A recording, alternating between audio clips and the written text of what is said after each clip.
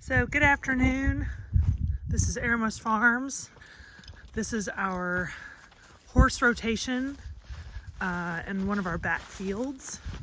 I just wanted to show you that even though we had no rain for the past 3 months, we let this field rest. We grazed it once around the middle of July for a couple weeks, and then we've let it rest since then because we had so little rain. So this is the area that has not been grazed yet. See all of our fescue, it's coming in really nice.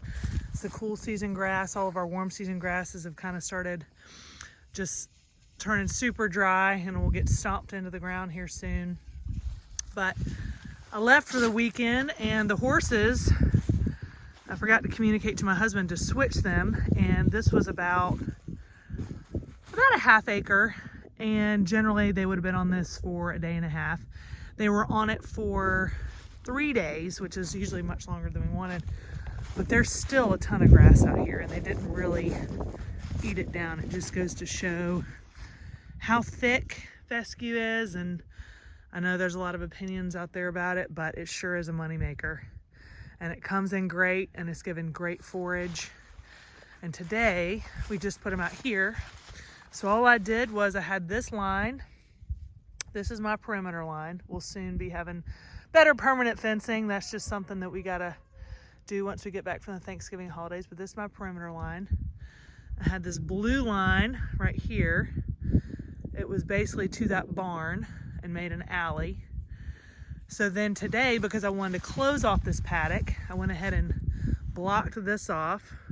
So this is now blocked off, which now gives a path out to this next paddock. And they are super happy about being out here. Just look at that great green grass they are eating. It's pretty thick. It's nice and lush. It's super, it's about probably 8 to 10 inches, maybe a little bit more. But this is their lane. This is probably 1/4 of an acre.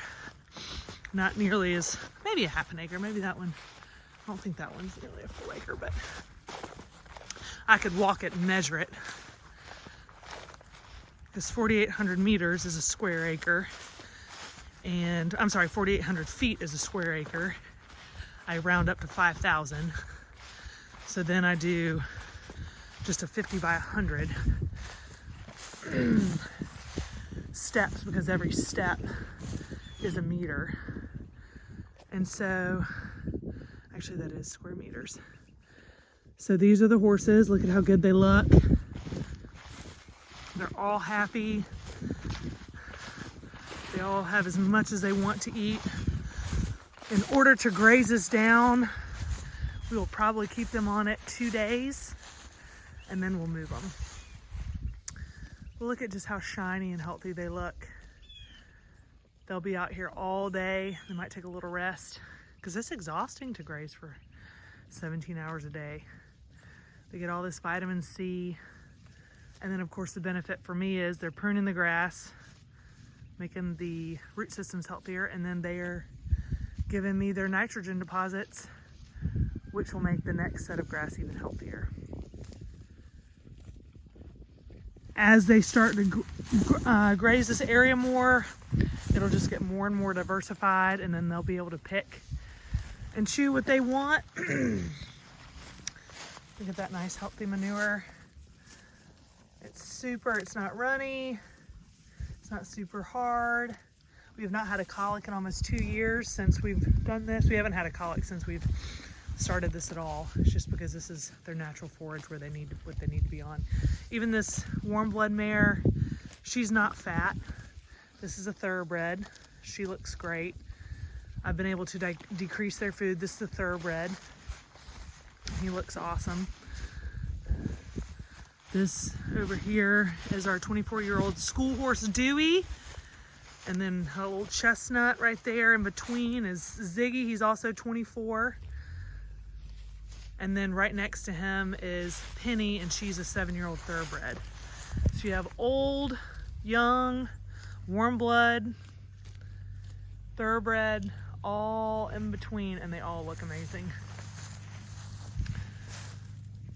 Super easy to move horses. It's super easy to adjust, put the horses where you need them, to where it's good for the land, good for the animals. You can adjust if you need to, if you start getting a bunch of rains or if you start having a long drought. And always watching the grass. Every day I come out here, I look at the grass to see is it healthy? What's it looking like? How's it taking the traffic from the horses?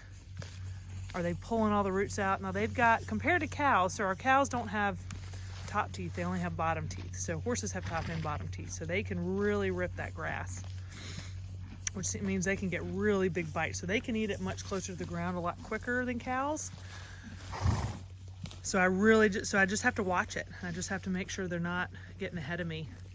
And if they go into an area and they eat it super fast, then I gotta move them. But if they go in and it looks like it's barely been touched, well, I gotta keep them there another minute until all that grass has a chance to be pruned. So then we can start the growth cycle over again. But they are just happy as can be. Aren't you, big girl? If they want shade, they can walk back to the barn and have shade. If they want water, they got water back there.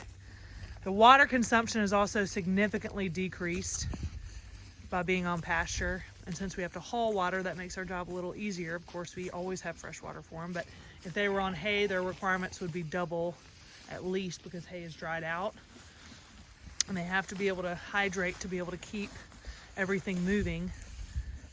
And it can be such a risk eating hay if they don't drink enough water. It's just a high risk for colic. So this is our pasture on a cool November day with happy horses. All right, this is Connolly signing off. We'll see y'all next time.